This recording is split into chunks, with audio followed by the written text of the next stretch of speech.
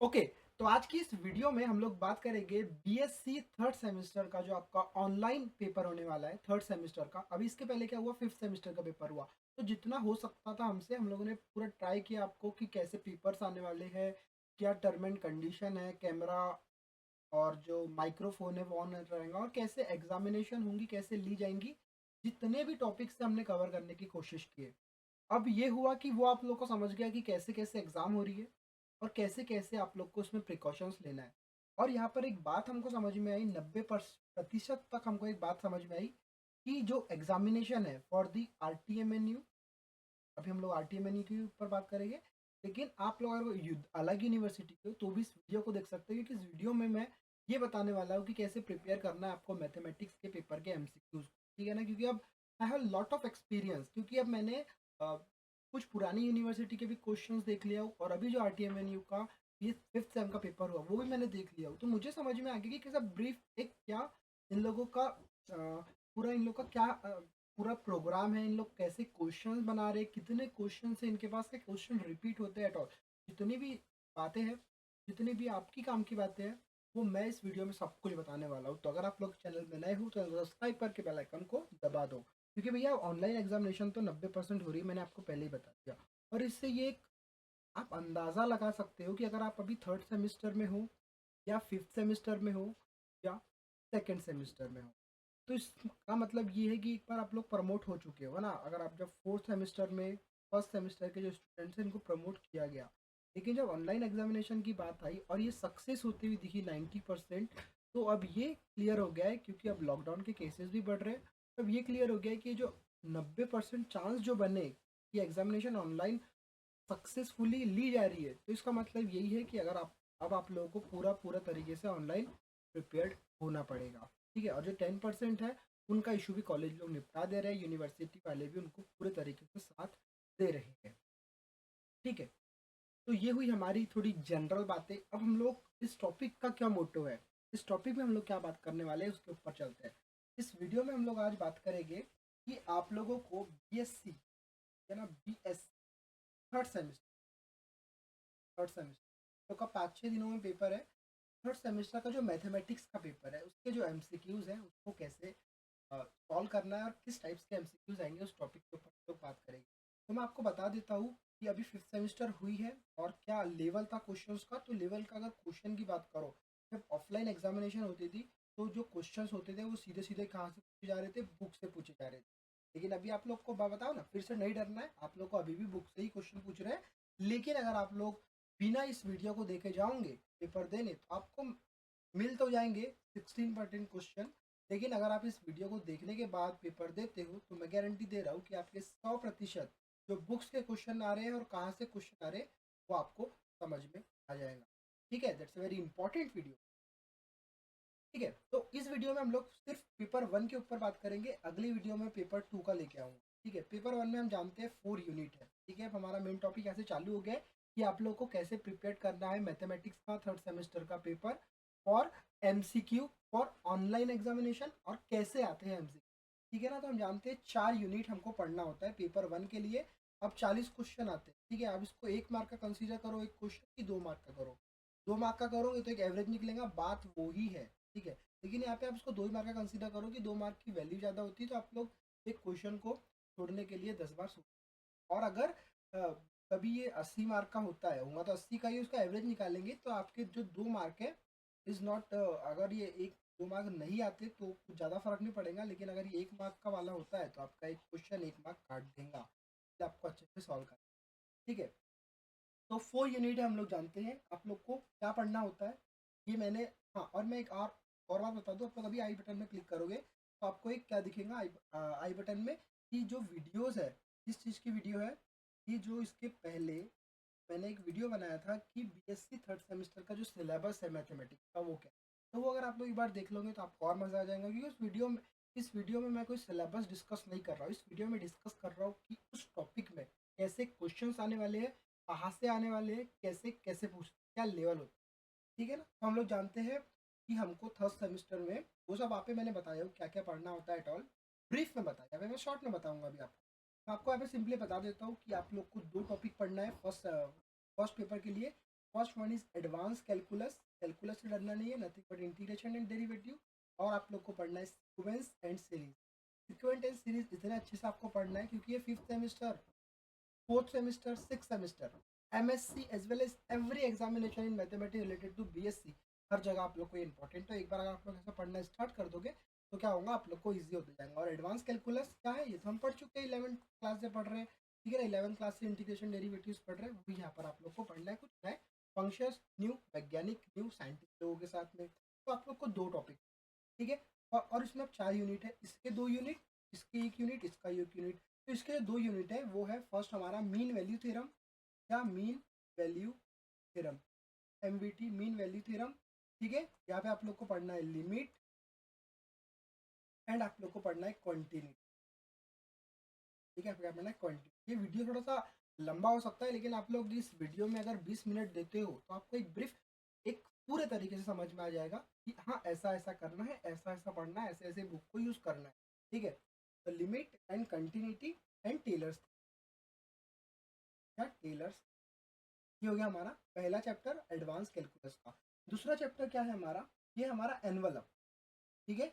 और मैं आपको बता दूं, अगर आप लोग को ब्रीफ में पढ़ना है कि जो मीन वैल्यू थ्योरम के अंतर्गत 3 थ्योरम्स आते हैं, कौन थे, rules mean value theorem, Lagrange's mean value theorem, Cauchy's mean value theorem. तो आपको क्या करना है, इस वीडियो के डिस्क्रिप्शन में जाना या फिर आई बटन में क्लिक करना है, और इन थ्योरम्स को मैंने डिटेल में समझाया हो। अगर आप लोग के पास टाइम है अभी तो आप उसको डिटेल में एक बार देख लो, नहीं तो आप मैं जैसा बताने वाला हूँ वैसा करो। लेकिन आप आगे की इससे पढ़ रहे हो कि आपको अभी एक बार पढ़ लियो तो आगे भी काम आए, तो मैं ऐसा सजेशन दूंगा आपको कि उस वीडियो को देख लो। मैंने तीनों वीडियो बनाया हूँ, ठीक है। उसके बाद, ठीक है, एनवलप, हाँ इसमें हम बाद में चलते हैं, पहले हम देखते हैं एनवलप। और यहाँ पे हमको पढ़ना है मैक्सिमा और मिनिमा का कंसेप्ट, मैक्सिमा एंड मिनिमा का कंसेप्ट पढ़ना है। और हम लोग को यहाँ पे पढ़ना है लेग्रेंजेस मल्टीप्लायर, ठीक है। ये हमारी किस चीज़ की 2 टॉपिक है, एडवांस कैलकुलस। सीक्वेंस पढ़ना है आपको, फिर यहाँ पे लास्ट में आपको क्या पढ़ना है, सीरीज पढ़ना है, ठीक है। सीक्वेंस का सीरीज पढ़ना है। अब मैंने आपको बता दिया कितने चैप्टर आपको पढ़ना है। अब हम लोग सीधा हमारे इस टॉपिक के ऊपर आते हैं, और आपको मैं बताता हूँ कैसे क्वेश्चन ढूंढना और कैसे टाइप के क्वेश्चन आते हैं। फिर हम लोग एनवलप में जाएंगे, फिर सीरीज में जाएंगे, और फिर सिक्वेंस में जाएंगे।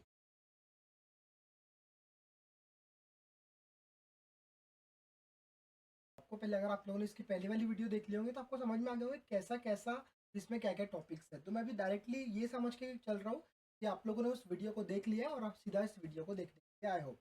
तो भैया आप देखो, मीन वैल्यू थ्योरम में क्या है, 3 थ्योरम है। पहले इंट्रोडक्शन को एक बार पढ़ लो, ठीक है ना। एक हाथ क्वेश्चन ऐसा भी उसमें बन सकता है जो कि इंट्रोडक्शन से ही पूछा गया हो, ठीक है, ऐसा हुआ है।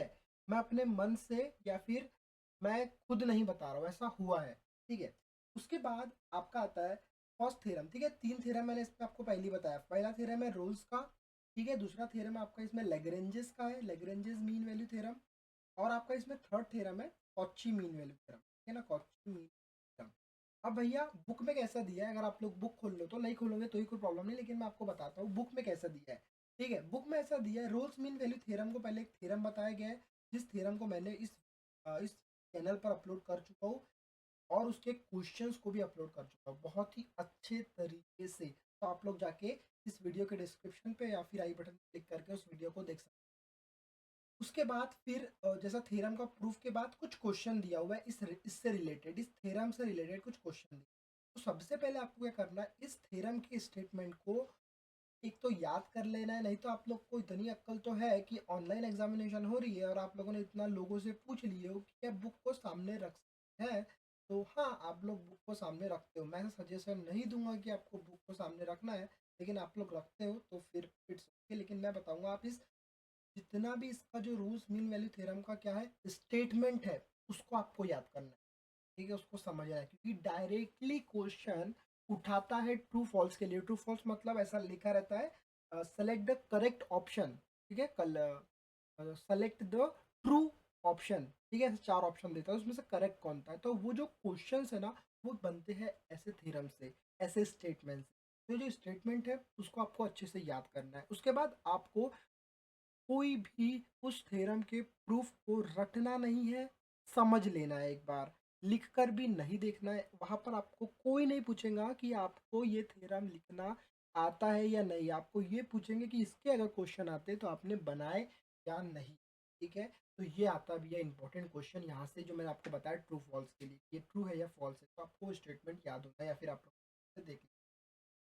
उसके बाद आते हैं क्वेश्चंस कि लेग्रेंजेस मीन वैल्यू थ्योरम को यूज करके एक क्वेश्चन दिया हुआ रहता है, उसको सॉल्व करना होता है। अब ऐसा होता है कुछ क्वेश्चंस, ठीक है ना, कुछ क्वेश्चन पूरे नहीं, कुछ क्वेश्चन, लेकिन जब फिफ्थ सेमेस्टर का पेपर हुआ, सेकेंड पेपर, तो कुछ बच्चों को, ठीक है ना, मैं जो बोल रहा हूँ उसको अच्छे से सुनो, ठीक है, आप लोग फिर बाद में कमेंट में बोलते हो ऐसा वैसा, तो आप, मैं अभी क्या बोल रहा हूँ उसको अच्छे से समझो। कुछ लोगों को 70% क्वेश्चन जो वो सीधे सीधे बुक के ही क्वेश्चन थे, बिना वैल्यू चेंज किए हुए।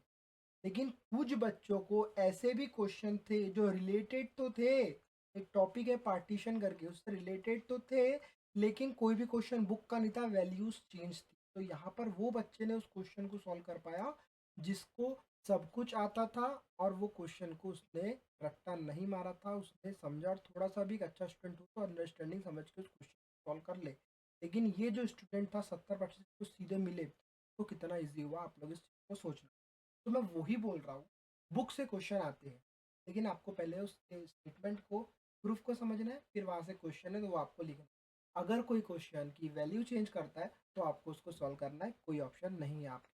और मैं बता रहा हूँ, वहीं से क्वेश्चन पूछता है वैल्यू भी चेंज किया तो आप लोगों को कुछ नहीं करना है, वो प्रूफ, वो क्वेश्चन का आंसर आपके सामने लिखा हुआ रहता है, आप लोगों को बस वैल्यूज चेंज करना है, ठीक है। अगर कोई एफ ऑफ एक्स दिया हुआ है समथिंग इज 2x स्क्वायर, तो ये क्वेश्चन तो बुक में है, लेकिन भैया 3x स्क्वायर दिया हुआ है, तो क्या प्रॉब्लम है, इट्स द कांस्टेंट, इसी को तो आपको चेंज करना है। तो मैं आपको बताऊंगा आपके लगभग Rolle's mean value theorem, Lagrange's mean value theorem और कॉची मीन वैल्यू थ्योरम इस चैप्टर में, इसके अलावा इतना इंपॉर्टेंट कुछ नहीं है।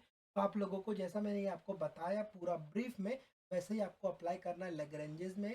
और क्या करना है, स्टेटमेंट, प्रूफ को समझना है, क्वेश्चन देखना है, कुछ क्वेश्चन डायरेक्टली आते हैं, कुछ क्वेश्चन की वैल्यू थोड़ी सी चेंज करता है। और मैं आपको बता दूं, अगर आप लोग गूगल के चक्कर में हो तो गूगल में ऐसा कुछ भी क्वेश्चन आप अगर लिखते हो, तो ये कुछ भी 80% गारंटी है वो क्वेश्चन आपको वहाँ पर नहीं मिलेगा।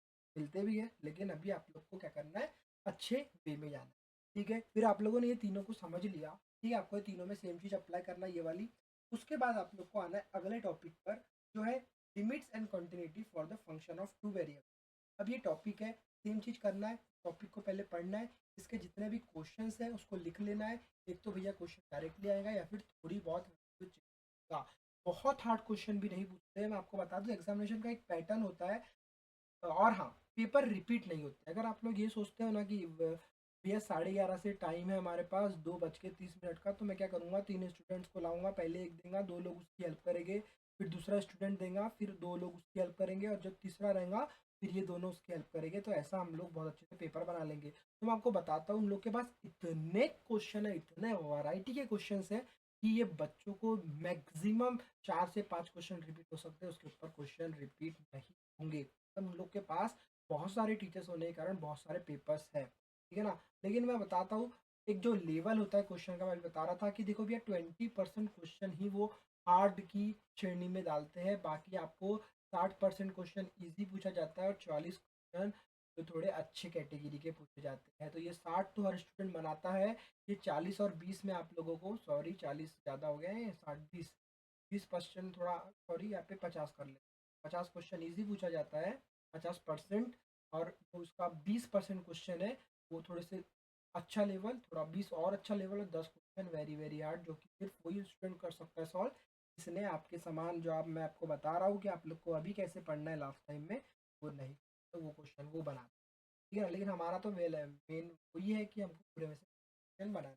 तो आप लोग को समझ गया, वही बोल रहा हूँ कि कोई भी इतना क्वेश्चन हार्ड नहीं रहता है, वहीं से रहती है सब चीज़ें, वहीं से सब कुछ होता है, ठीक है। कोई नया टॉपिक भी नहीं पूछता है, बस ऐसा हुआ था फिजिक्स के पेपर में कुछ केमिस्ट्री का भाग आ गया था, लेकिन वो रिलेटेड था करके ही आया था। और कोई, मैं बता रहा हूँ, कोई डरने वाली बात नहीं, कोई हार्ड क्वेश्चन नहीं रहते। और मैं जो फिफ्थ सेमेस्टर को कंसिडर कर रहा हूँ, तो ये समझ लो कि fifth semester is greater then the third semester, वो थोड़ा सा उसका लेवल उनको बढ़ाना ही था। आप थर्ड सेमेस्टर में हो, आपको हार्ड क्वेश्चन नहीं पूछा जाएगा, कुछ क्वेश्चंस के आंसर बहुत ही हार्ड थे, लेकिन उसको भी लोगों ने बनाया, उसका प्रूफ है उन लोगों के पास कि उन लोगों ने बनाए।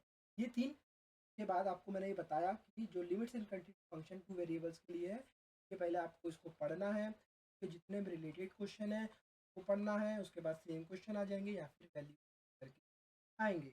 उसके बाद आपको थ्योरम्स ऑफ लिमिट्स पढ़ना है, वेरी वेरी इंपॉर्टेंट। 4 थ्योरम है, एक है निगेटिव का, एक है पॉजिटिव का, एक है इंटू का और एक है मल्टीप्लिकेशन का। तो चारों थ्योरम को जैसे मैंने ये बोला हूँ वैसे ही आपको करना है, ठीक है ना। स्टेटमेंट पढ़ना है, और हाँ, डोमेन वगैरह जो होता है, रेंज जो होती है, वो रेंज भी कभी कभी चेंज कर सकते हैं, लेकिन आपको उसमें घबराना नहीं है, आपको सॉल्व करना है और वहीं पर रहता है सब कुछ, आपको ढूंढना है।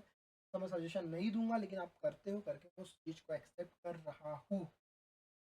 ओके, तो फिर उसके बाद क्या करना है आपको, simultaneous limit by changing in polar coordinates एक टॉपिक है, उसको भी ऐसे ही पढ़ना है आपको। फिर रिपीटेड और फिर कंटिन्यूटी ऑफ अ फंक्शन।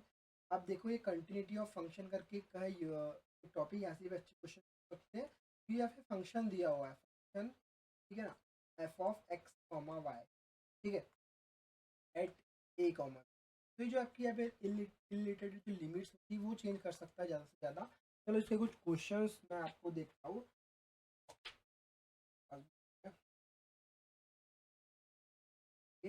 3 5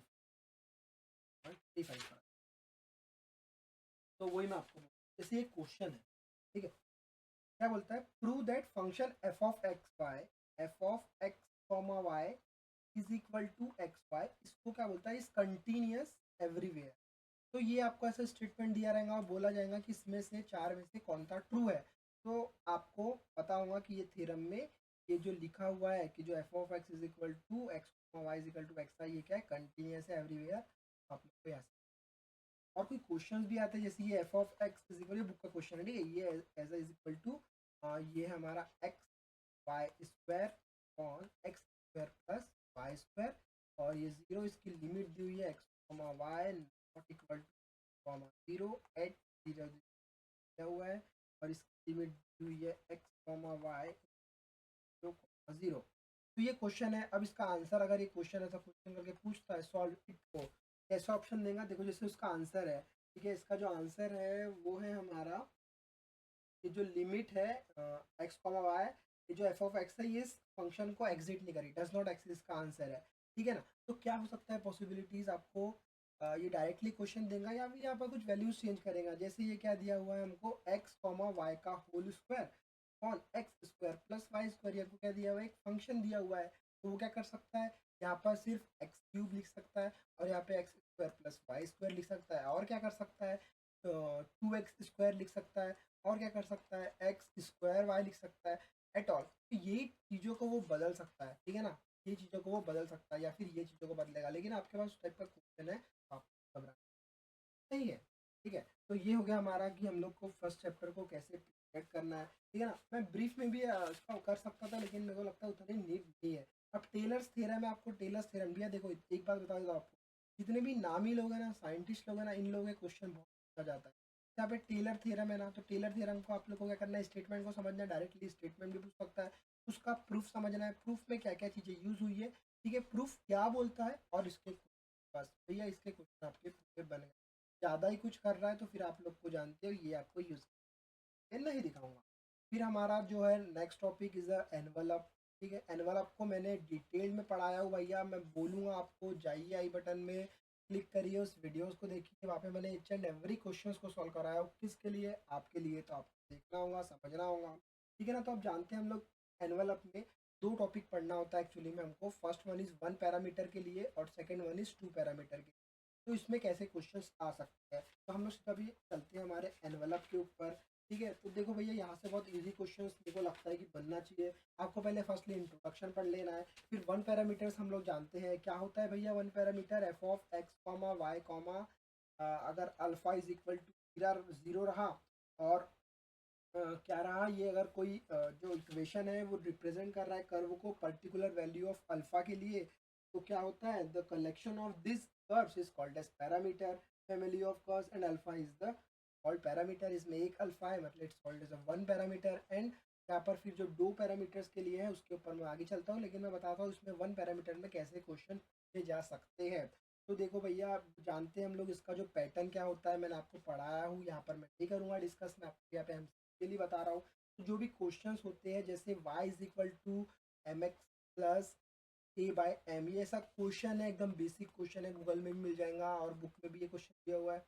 तो इसको सॉल्व कैसे करते हैं वो तो मैंने आपको वीडियो में बताया। अगर आप लोग देखोगे नहीं भी देखते हो, आपको नहीं पढ़ना है, तो भैया देखो ये क्वेश्चन है y is equal to m x plus a by, तो बोलेगा कि वन पैरामीटर से सॉल्व करो, तो आप लोग के पास वहीं पर सब फॉर्मूले दिए हुए, आपको आंसर वैल्यू सॉरी वैल्यू को पुट करना है और आंसर निकालना है। बता रहा हूँ आपको, क्वेश्चन यहीं से पूछे जाते हैं, लेकिन वैल्यू चेंज कर रहे हैं, तो आपको इतना कॉन्फिडेंस होना चाहिए कि इन वैल्यूज़ को आप चेंज करके इन फॉर्मूलेज में रख के आप वैल्यू निकाल पाओ। ठीक है ना। तो आपको और ऐसा क्वेश्चन पूछ सकता है जो कि इंपॉर्टेंट है, ऐसा क्वेश्चन देखना पूछेगा। Find the envelope of the family of curves. एक फैमिली ऑफ कॉस दिया है a square upon x cos alpha, ठीक है, cos alpha minus b square by y sine alpha is equal to k. जो alpha है ना बेटा, ये क्या है, हमारा पैरामीटर है। तो इसका जो आंसर है, ठीक है, इसका जो आंसर है वो हम जानते हैं क्या है, ऑप्शन ए ऐसा दिया हुआ रहेगा। चलो भला आप लोग से मैं पूछता हूँ क्या हो सकता है इसका आंसर। फर्स्ट वन इज हो सकता है इसका x square by y square plus y to the power 4 upon y square is equal to a cube.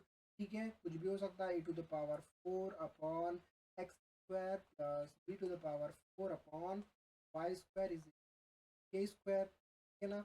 और ऐसा कुछ क्वेश्चन हो सकते हैं, ठीक है, ज़्यादा टाइम नहीं लेंगे।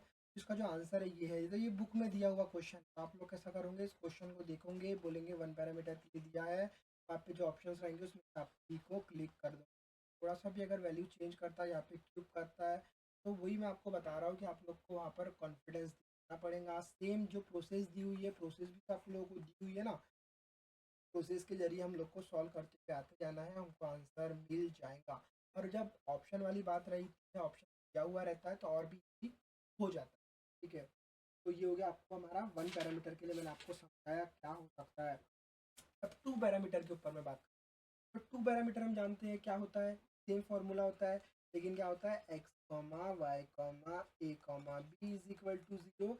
और जो इस रिलेशन को अगर हम लोग बोले तो ए कॉमा बी, इसमें हम जानते हैं क्या करते हैं, वीडियो देखो समझ में आ जाएगा, तो भी बताता हूँ। A is equal to a of t put करते हैं, b is equal to a of t put कर सकते हैं, करते हैं। ठीक है, अब इसके क्वेश्चंस कैसे पूछा जा सकता है। ठीक है, मैं आपको एक क्वेश्चन बताता हूँ कि टू पैरामीटर्स के लिए आपको ये ध्यान में रखना है कि क्वेश्चन में वो टू पैरामीटर बोल रहा है कि वन पैरामीटर बोल रहा है। वैसे तो क्वेश्चन को देखते से ही समझ में आ जाता है। अगर यह बोला कि find the envelope of the lines, एक लाइन दी हुई रहेंगी x by y is equal to y by b equal to one, और क्या है ये ए और बी है ना, दो पैरामीटर्स है, तो क्या हो गया इसका मतलब two parameters family of curve. तो ये जो ए और बी क्या है बोलता है, ये टू पैरामीटर्स है, तो हमको रिलेशन बताओ बोलता है ए प्लस बी। ठीक है, ऐसा कुछ गिवन दिया हुआ रहेगा, आपको पुट करना निकालना है। तो इसका आंसर तो अगर ऑप्शन में अगर वहाँ पे दिया रहा तो ये सीधा सीधा हो जाएगा under root of x plus under root of y is equal to under root of c. ये तो इसका रिक्वायर्ड आंसर है ना, लेकिन ये जरूरी है क्या, बुक का ही क्वेश्चन पूछेंगे और से क्वेश्चन है। तो ये हो गई हमारी दो टॉपिक के ऊपर बात की, फर्स्ट पैरामीटर में क्वेश्चन, सेकंड पैरामीटर में पूछा जा सकता है। फिर हमारा लास्ट टॉपिक है एक्सट्रीम वैल्यूज मैक्सिमम मिनिमम, इसके लिए इसमें भी सीधे सीधे मैक्सिमम मिनी का कंसेप्ट समझना है, क्वेश्चन सॉल्व करना है, आगे बढ़ना है। Sir Lagrange's multiply method is important है, क्योंकि लेग्रेंजेस नाम के ऊपर है, मतलब इम्पॉर्टेंट है।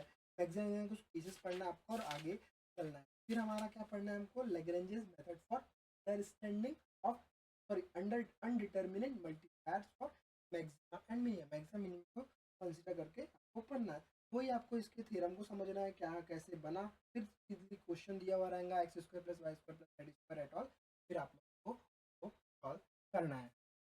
अब हम लोग चलते हैं हमारे सीरीज के ऊपर और फिर सिक्वेंस के ऊपर। वीडियो लेंदी हो सकती है, लेकिन मैं आपको समझा दे रहा हूँ कि कैसे कैसे questions क्या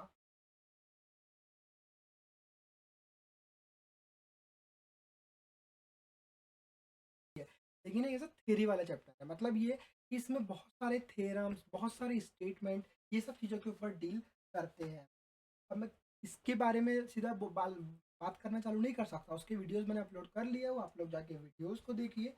लेकिन मैं आपको एक क्विक रिवीजन देने वाला हूँ कि भैया इसमें कैसे कैसे क्वेश्चंस पूछा जा सकता है। तो भैया अब हम लोग किस चीज़ के ऊपर बात कर रहे हैं, सीक्वेंस के ऊपर कैसे क्वेश्चन पूछे जा सकते हैं। तो देखो अब इसमें बहुत सारे टॉपिक्स हैं, real sequence, operation of sequence, जितने भी ऑपरेशंस होते हैं सीक्वेंस के ऊपर, उसके ऊपर तो आप लोग को जस्ट रिवाइज कर जस्ट रीड करना है।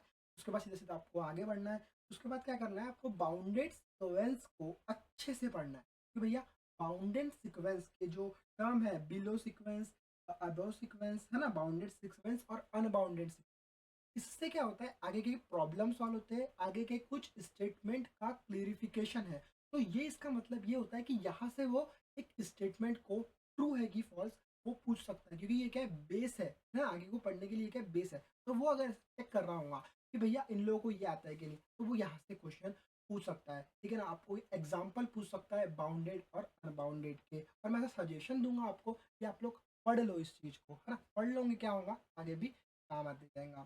तो इसके क्वेश्चंस को हम लोग को कैसे डील करना, ठीक है। अब यहाँ पे क्या दिया है, थ्योरम्स ऑफ कन्वर्जेंट सीक्वेंस। अगर आप लोग बुक होंगी तो आप लोग पेज नंबर 3.3 खोलना है, यहाँ पे नीचे में लिखा है थ्योरम्स ऑन कन्वर्जेंट सीक्वेंस। क्या, थ्योरम्स ऑन कन्वर्जेंट सीक्वेंस, ठीक है। अब इसमें एक पहली लाइन लिखी है, मैं आपको यहाँ पे लिख कर दिखाता हूँ जस्ट। वो बोलता है every convergent sequence is bound, every convergent sequence is bound. अब ये क्या है, ये ना आपने बनाए हो, ये ना हमने बनाया। ये एक ऐसा टॉपिक है कि ये बाउंडेड होता है, एवरी कन्वर्जेंट सीक्वेंस बाउंडेड होता है। तो यहाँ से कैसा क्वेश्चन बनता है कि एवरी कन्वर्जेंट सीक्वेंस इज, ऐसे बहुत सारे क्वेश्चंस पूछे जाते हैं। एवरी कन्वर्जेंट सीक्वेंस इज, उसके बाद ऑप्शन दिया रहता है बाउंडेड, अनबाउंडेड, ठीक है। उसके बाद अबव, बिलो, ऐसा कुछ भी पूछा जा सकता है। तो सिंपली यहाँ पे आपके अगर हाथ में बुक है, बुक मैं सजेस्ट नहीं करूंगा, लेकिन आपके पास रहती है तो सिंपली वहां से उसको ढूंढिए, अच्छे तरीके से ढूंढिए कि जो वर्ड है एवरी कन्वर्जेंट सीक्वेंस, ठीक है ना। यहाँ पे रिलेटेड वर्ड बहुत सारे हैं, तो आप लोग को एकदम अच्छे से ढूंढना है, ठीक है। ढूंढना नहीं है, पढ़ना है। लेकिन अगर नहीं पढ़ के जम रहा है, 1-2 दिन बचे हैं, तो फिर ढूंढना है, ठीक है ना। Every convergent sequence is bounded, इसमें इसने बाउंडेड कैसे बताया ये आपको पहले पढ़ लेना है, एक बार जस्ट रीड कर लेना है, उसका रीड करने का समझ लेना है, ठीक है। फिर आगे है यूनिकनेस थ्योरम करके, वहां पे क्या बोला है, every convergent sequence has a unit limit, ठीक है ना। क्या है, every convergent sequence has a unit limit. तो this unit limit is a big name, है ना। यहाँ पे क्या कुछ बातें की जा रही है, यूनिक लिमिट के ऊपर बात करा। तो जैसे ही ऊपर वाले के ऊपर मैंने बताया, आपको यहाँ पर भी वो अप्लीकेबल होता है। फिर आप पे पॉजिटिव थ्योरम है, ठीक है ना। क्या है, एक्स एन जो है हमारा, एक्स एन और is sequence of non negative number such that limit n tend to infinity, x n is equal to l और एल इज ग्रेटर देन और इक्वल टू जीरो, ठीक है ना। ऐसा बहुत सारे थ्योरम है, जैसे ये भी एक पूछ सकता है आपको, limit n tend to infinity x to the power n, sorry x n is equal to l, then proof करो बोलता है क्या।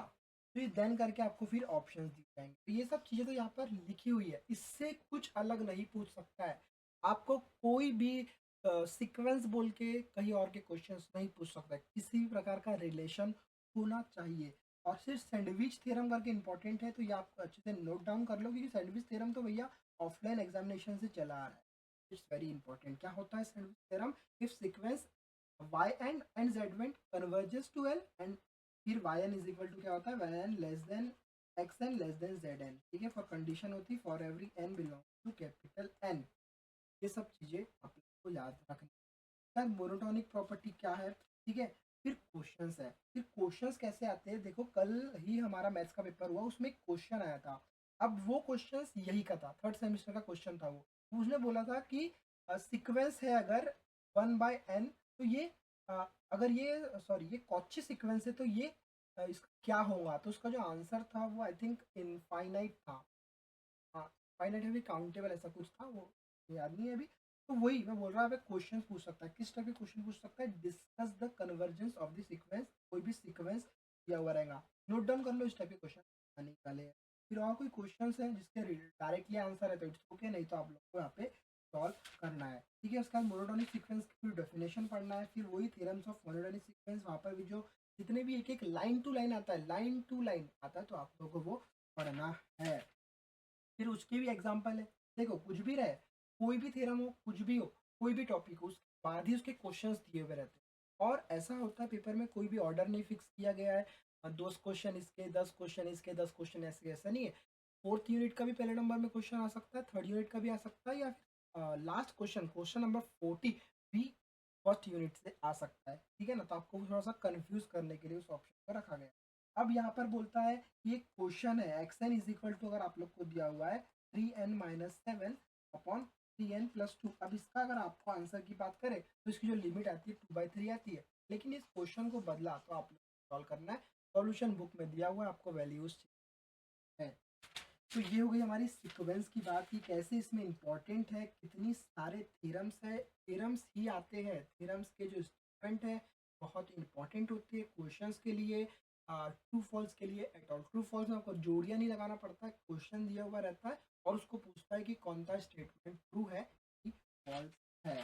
फिर थ्योरम्स ऑफ लिमिट है, मैंने आपको पहले ही बताया क्या क्या होते हैं, प्लस में होते हैं, माइनस में होते हैं, इंटू में होते हैं और डिवाइड में होते हैं, ठीक है ना समझो। और ये एलमरेटो रेशियो जो है इसमें क्या होता है, let x n is a sequence with x n is not equal to 0, limit दी हुई रहती है 0 से इन्फिनिटी xn+1 अपॉन xn।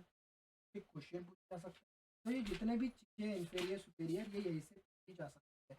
फिर अब convergence of sequence, fourth unit के ऊपर अब हम लोग बात करते हैं क्या, कन्वर्जेंस, कन्वर्जेंस ऑफ सीक्वेंस मतलब किसका, इसका उल्टा, इसका कन्वर्जेंट। तो इसमें भी वही है, इसमें कुछ प्रॉपर्टीज है, ठीक है ना, इसमें भी कुछ थ्योरम्स है। तो थ्योरम्स के बाद क्वेश्चंस है, कुछ वैल्यूज है, वैल्यूज चेंज करके पूछ सकता है, टेस्ट करने पूछ सकता है कि वो कौन सी सीरीज का दिया हुआ है एट ऑल। तो जैसे ही आपको सीरीज पढ़ना है वैसे ही आपको क्या करना है, कन्वर्जेंस ऑफ सीरीज भी पढ़ना है। इसमें कुछ इंपॉर्टेंट टॉपिक्स हैं जैसे कॉची इंटीग्रल टेस्ट, इसमें भी आपको थ्योरम्स दिए हुए, थ्योरम्स को रीड करना है। लाइन टू लाइन क्वेश्चन पूछे जाते हैं लेकिन हर क्वेश्चन लाइन नहीं पूछे जाते, ठीक है, कुछ क्वेश्चंस आपको सॉल्व भी करना होता है, ठीक है। तो मैं यहाँ पे आपको एक रिवीजन करा रहा हूँ कि कैसे कैसे क्वेश्चन पूछे जा सकते हैं। मैं आपको यहाँ पे किसी प्रकार से चीज नहीं कर रहा हूँ, देखना मैं नहीं बोल रहा हूँ आप लोगों को, तो भी आप लोग कैसा ऑप्शन होता तो आप लोग करते हो, मेरे नहीं बोलने से आप लोग कर दो, ऐसा है क्या नहीं है। कॉची रूट टेस्ट को चेक करने के लिए बोल सकता है, वहाँ के क्वेश्चन पूछ सकता है। At all alternating series at all, ये वेरी इंपॉर्टेंट क्वेश्चन। ये एब्सोल्यूट कन्वर्जेंस, इसका एब्सोल्यूट कन्वर्जेंस हम जानते हैं फॉर्मूला क्या होता है, ये summation of u n is equal to, अगर 1+1/2 एट ऑल इज कुछ भी हो सकता है वो दिया हुआ। के बाद है हमारा एक और टॉपिक, हाँ और हाँ, एक इम्पॉर्टेंट नोट लिख लो या फिर एक इम्पॉर्टेंट क्वेश्चन लिख लो।